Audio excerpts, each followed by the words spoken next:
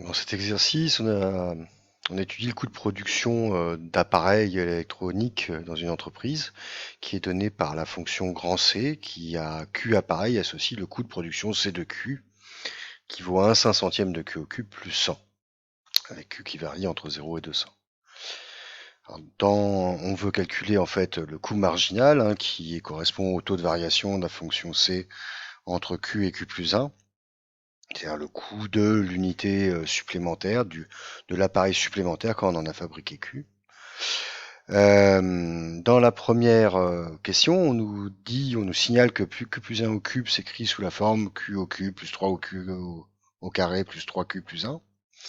Et on nous demande de calculer C de Q plus 1 en utilisant ce développement de Q plus 1 au cube.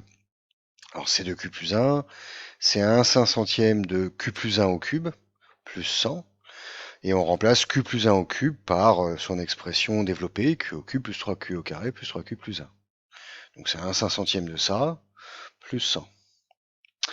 Et quand on veut calculer le coût marginal, C de Q plus 1 moins C de Q, c'est bien le taux de variation entre Q et Q plus 1, puisque C de Q plus 1 moins C de Q divisé par Q plus 1 moins Q, Q plus 1 moins Q, ça fait exactement 1.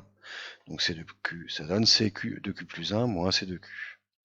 Donc quand on fait cette différence-là, donc on enlève à l'expression qu'on a trouvée dans la question 1, l'expression de C de Q.